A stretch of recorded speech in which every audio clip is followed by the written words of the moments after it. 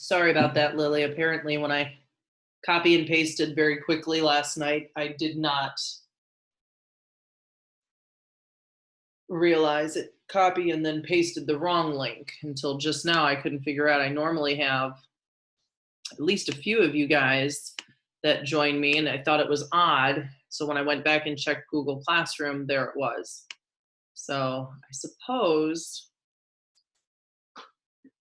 worst could have happened. I'm not sure. Are you guys able to hear me? Yeah, we can hear. Oh, good. So now I can hear you guys. I did Algebra 2 and I couldn't hear anybody say anything back. So because of my little snafu, I'm going to wait just a few seconds longer because I do want to have somewhat of a discussion as soon as I can get people in with their microphones as well. We're up to 7 of us now, so that's good.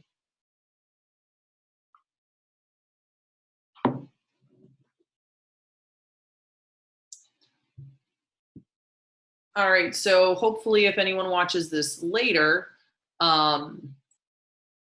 they will be able to get some information. I will type it up into Google Classroom as well. I'll proofread it a little closer this time. So I want to make sure that you guys are very clear that right now I do not anticipate giving any new homework. So you guys have the ENC pages, which are 20 of them, 20 questions. At this point, you honestly can probably do 95% of them. After today, you'll be able to do 100% of those. So no new homework will be given after today. Please understand that you will be given a Google quiz that I will upload to Google Classroom. That won't be given after May 22nd. That will be given on or before May 22nd. So Friday this week is the last day that we can officially assign anything for grading. So keep that in mind. We, after, however, May 22nd, so when Memorial Day is next Monday, a week from today, we will then have that day off officially because that's Memorial Day. Then Tuesday comes in, and please understand that I will not be meeting with you on Tuesday because that is not the day that we're supposed to meet. That day is specifically for English, social studies, and electives. So what I'm not going to do is meet with you guys and have you try to juggle the other ones. So we will discuss what you see up here, angles of elevation and depression today. We will review that on Wednesday and answer any questions that you have. Friday, we will not meet. I will just let that be a day for you to get work done and to email me questions if you have them. Then you will have your 3-day weekend, and we will not meet back until next Wednesday. As of next Wednesday, I will still first answer any questions that you may have on any of the homework, on any of the overdue work. So again, we said there's technically nothing late, but please remember that we should be working to not let things pile up. But I will take the first part of Wednesday's class to answer any of your questions. So please come prepared. Make sure that you've looked at them so that if you have any specific questions, you've either emailed me or you're ready to ask. And then what I will do is I will continue with information. That way you are prepared for next year, whether it be Honors Algebra 2 or Algebra 2. And please, next year is truly a long way away. I know summer never feels like it's long enough, but I'm truly hopeful that it will be long enough for hopefully the powers that be with the government level to make some very informed decisions as to how we run next year. I cannot envision it not being close to normal. I think there's just too many what ifs with children having to be with daycare. So from my perspective, I am preparing you for what should look like a relatively normal start to the school year. That is my hope. So next week, please understand that I will be instructing. I will be giving you practice questions if you choose to practice them. They are not homework. It is just so that you don't have to look up your own practice questions. I will provide them for you. And then we will finish up the year every day that way. Every Monday, Wednesday, I will answer any questions. I will review anything you want me to review. And then I will move forward with information so that you have what you need for the beginning of next year. Does anybody have any questions, comments, or concerns with any of that information? So we will not have any new assigned homework. You will, however, have a quiz that will be given to you this week, and that will be the last of all of the required work that you should need to get into me before the quarter ends. All right. So if you have questions, just feel free to unmute yourself and ask. If you have any comments, again, just unmute yourself, let me know. And we're going to talk today about angles of elevation and depression. And that has to start with going back to our parallel line chapter. So one of the things that we would do if we were in class is I, of course, would probably look at the back of the classroom. And I can honestly say Ava sat in the back corner, and I would talk probably to her. And I would tell her that because of where I was standing, for her and I to make eye contact, she's sitting, so she's lower than I am standing. And for me and her to make eye contact, we have to have a true line of sight that matches perfectly. And in order for that to happen, the angle that she looks up and the angle that I look down have to match. So if we kind of pretend that we're looking at this from the side, and I'm standing up here, and I'm looking down at Ava down here, sitting in her chair. But then Ava is sitting in her chair looking up at me. What you find is that that line of sight, that eye contact has to match. So what ends up happening is there's this Z shape that actually occurs where we have straight out from where if I looked straight out, if Ava looked straight out. So what ends up happening is we have this Z shape. Me from straight out looking down looks like that. This is called an angle of depression.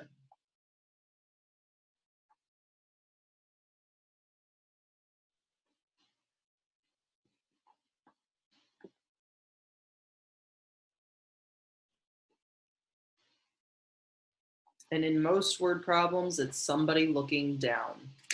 However, at the other end, you'll find that in order for Ava to make eye contact with me, she's going to have to look up.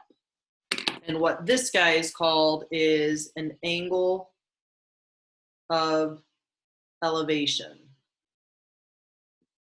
And that is, in most cases, looking up. What you should take note is if these two lines are parallel, because they're horizontal, what kind of angles did we just create in here?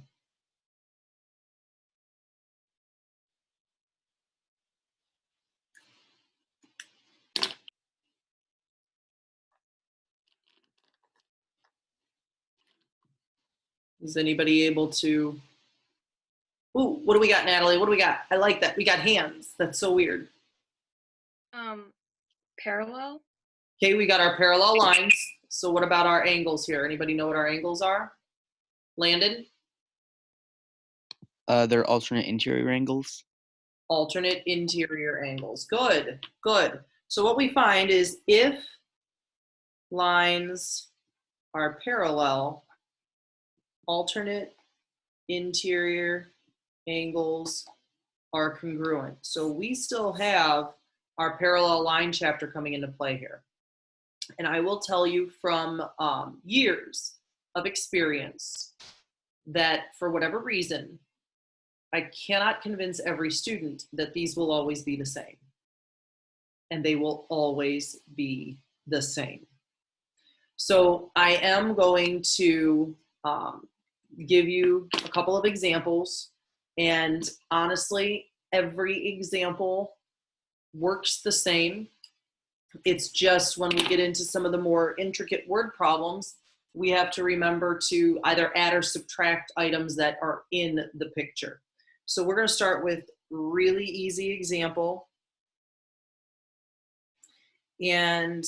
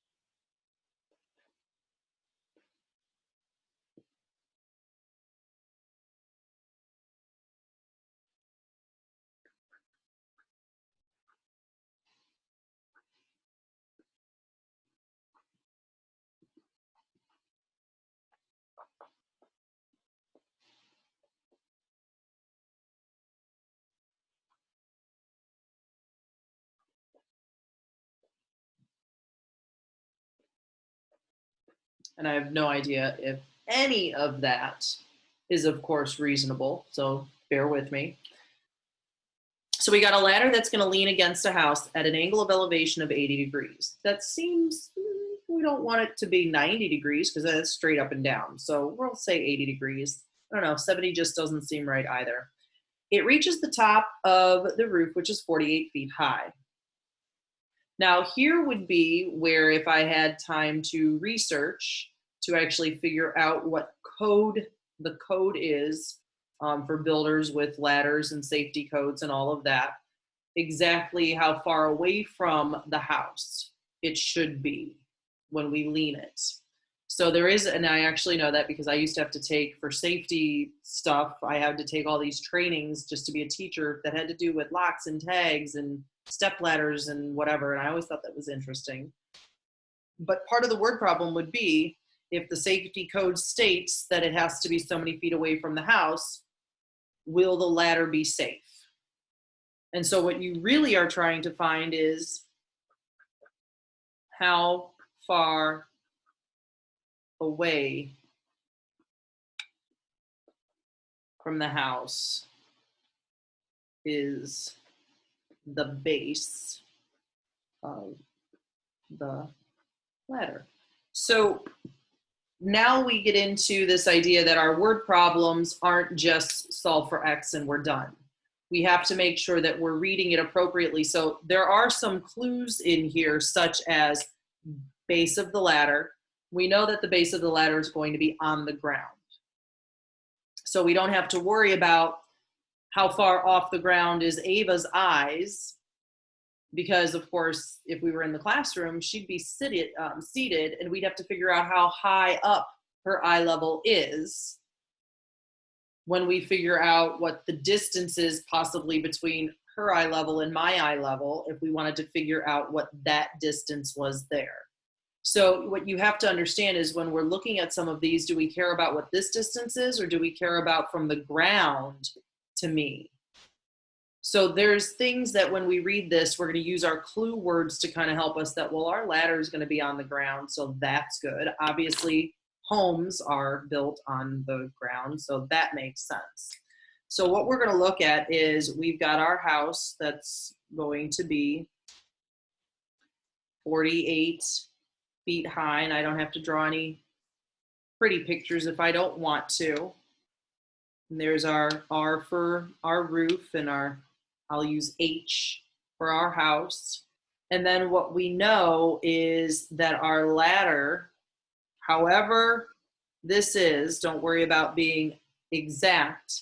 We know that the angle of elevation, how high it opens from 0 degrees, so from 0 degrees up would be our angle of elevation, and that is 80 degrees. Now, let's just say if somebody was on the roof looking down, the angle of depression would be out here, that alternate interior angle that we just talked about in this diagram.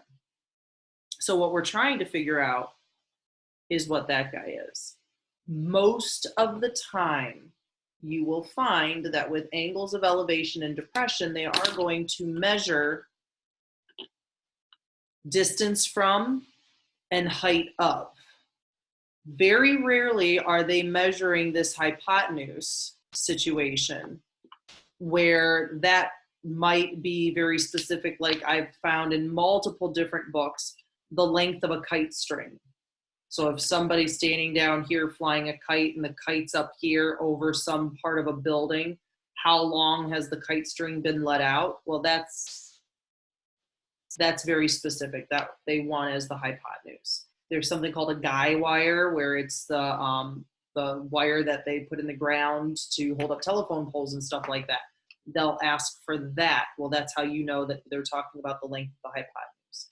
Most of our questions are going to be the height of an object or the distance from an object, which does mean when we look at this as our reference angle, here is our opposite side, here is our adjacent side.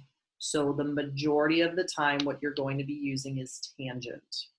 So it's just a matter of making sure our fraction is in the right order. So when we look here at our tangent, we have to make sure we have 80 degrees. And then our fraction is opposite over adjacent.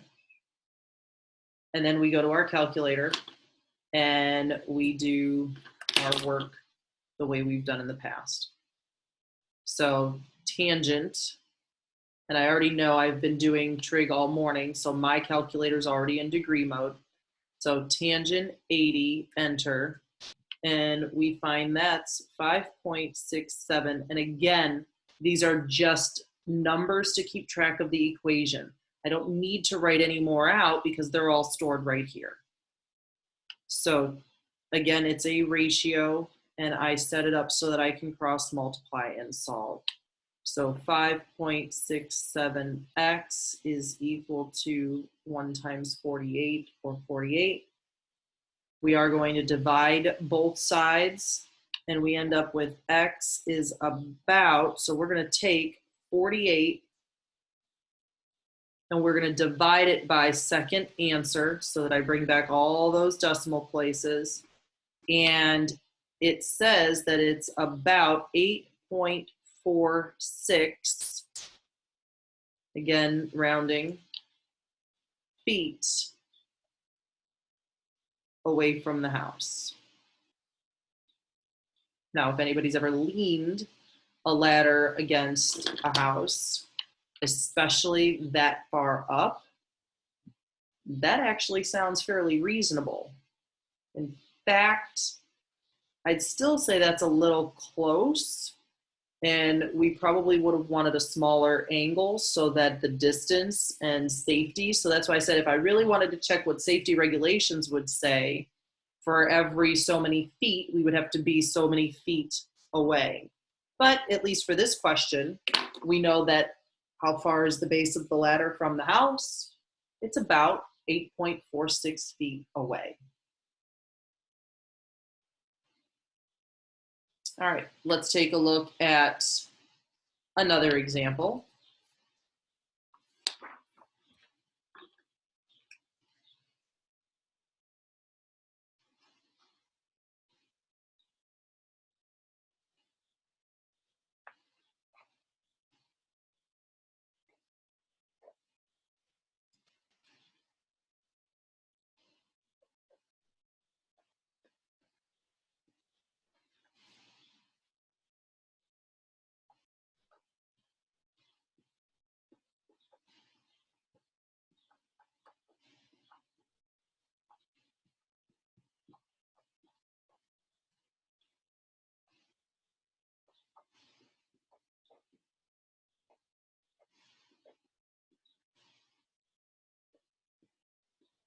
All right, so we have this person at the edge of a cliff, and it seems again, a lot of these examples I'm not just making up. These are things I've seen in multiple books, and it's just a matter of how they're explained. So we've got this person standing at the edge of a cliff, is looking out at a boat, we'll say in Lake Erie.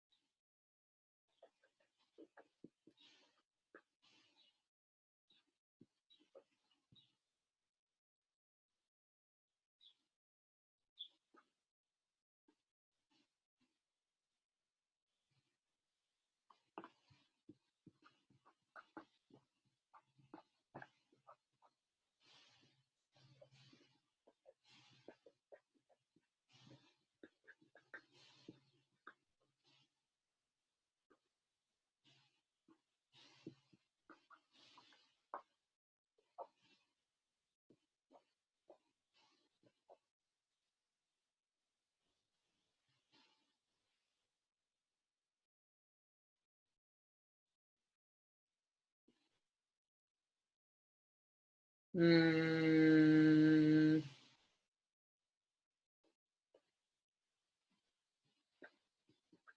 was going to make you convert, and I thought that'd be cruel.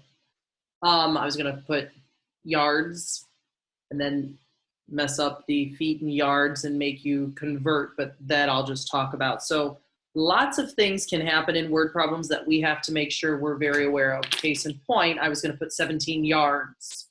And you would have to then make sure that before you did your work, you had both of them in feet or both of them in yards. So keep that in mind. So we have this person standing at the edge of a cliff, is looking out at a boat on Lake Erie. If this person is 6 feet tall and looking down at the boat at an angle of 23 degrees, how far out is the boat from the cliff if the cliff is 77 feet high? So rushed wording, but you kind of get the idea. Here is where you definitely need to draw yourself a picture. So if I wanted to, I could just label instead of worrying about A's, B's, X, Y, Z's, that type of thing. So now we've got this cliff and we have this person standing at the top of the cliff. If the person looked straight out, we have this horizontal. Of course, from the base of our cliff out is going to be our boat. And so what we want to know is how far out away from the cliff is this boat. So we want to know that distance. We also know that the cliff is 77 feet high. So we have our two parallels. And then what we have, though, is the angle of depression. It's telling us here is 23 degrees. So I just want you right now, if you're having trouble identifying why it's on the outside of this right triangle, I want you just to think about if you look straight out from yourself right now and then you tilted your head down to look at something on the floor and you had laser vision, wouldn't you actually see those lasers like moving down with you? So it's kind of the same idea here. This person looking down until they reach there.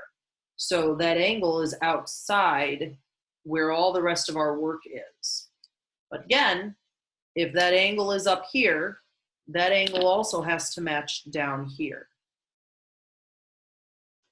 So this angle up has to also be 23 degrees. Now I'm going to ask to finish this triangle, so that I could use, once again, tangent, because you can see it's the legs of our right triangle that we're using. So it's always going to be for tangent, opposite, and adjacent. What number besides x am I going to use? So for me to do the cliff and the distance, I'm going to use tangent of, and again, I always work with the angle of elevation. So I'm going to use this as my reference angle. If this is adjacent and this is opposite, what number do I have to use in my tangent formula?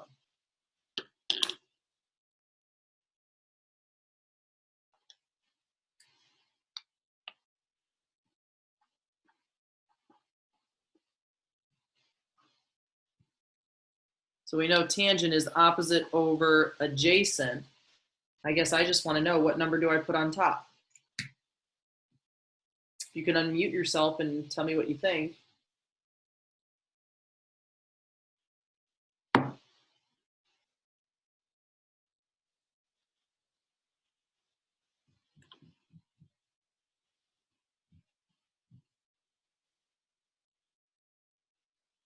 Nobody knows. Unfortunate. So the line of sight, and they specifically tell us in our example that this person is 6 feet tall. If they didn't have that in the problem, it would not have to be used. Because it's in the problem, we're going to use that. And so that means this entire length from eye to ground has to be 83. So we're not going to use that 77. We have to use that 83. Now, I did do earlier today a problem very similar. We're still on a cliff and we're still on a boat, but I purposely did this because in here it says a person on a cliff looking down at a boat on Lake Erie. The angle of depression is 37 degrees and the cliff is 24 feet high, so much, much smaller cliff, probably a hill. How far out is the boat? So notice there's no talk about how tall the person is in this word problem, which means we are going to assume that the person is laying on their belly. They are ground level. And so that angle of depression is actually from the ground. A lot of times what you'll find is they'll say approximate height just to kind of work in that idea that they didn't take into account the person's height. So if the person's height isn't mentioned, we're going to assume that they're belly on the ground, looking out, looking down. In this case, because it's been specified that we are eye level, 6 feet on top of the cliff, that does mean now we're using this 83 as our value. So 83 feet has to be plugged in here. And then we're right back to calculator work. So tangent of 23, we're going to go ahead and plug in, just for our work purposes, a couple digits. We're going to cross multiply, and we end up again having to divide by our decimal. So 83 divided by second answer, and it would tell me that the boat is 195.54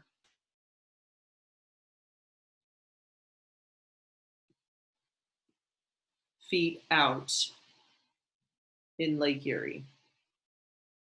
Now again, if I wanted to see if this would work, I could do 83 divided by tangent 23, not worry about those decimals, and it does work the same. You get the same answer. So depending upon how comfortable you are with your calculator, I know I like to write everything out, not just for note purposes, but to keep things straight. So that right now is the last of this part of our section. that should now get you through the majority of the questions with your E&C pages. Make sure you email me your questions for the E&C pages. I will get them ready for Wednesday's class. I'm trying to think. I have a lot of meetings that I have no control over right now because of graduation coming up. And this Wednesday, we should be good to go to meet. So please make sure that you prepare any E&C questions, any past due questions. Make sure you have those prepared because that is truly all we're going to look at on Wednesday. And then I will give you time to work. So Wednesday is just going to be Q&A. And if there are no questions, we will end early. If there are questions, we'll go until I answer all your questions. So with that, have a good day. It's yucky out. So use this as an opportunity to get some of your work done and catch up with some of your other classes because you guys have been doing an amazing job for me. So thank you. Truly thank you. I will tell you if there's anything that you want to double check on, you can always watch right now the Honors Algebra 2 classes when I upload them to my YouTube channel because we just talked obviously about some of this stuff as well today. So that's all I have for you guys today. Are there any questions?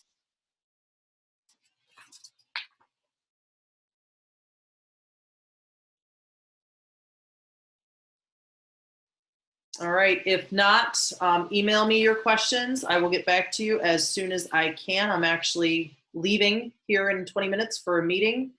I actually have to go into school, mask and all, for a meeting for graduation. So I will talk to you guys later. Thank you so much.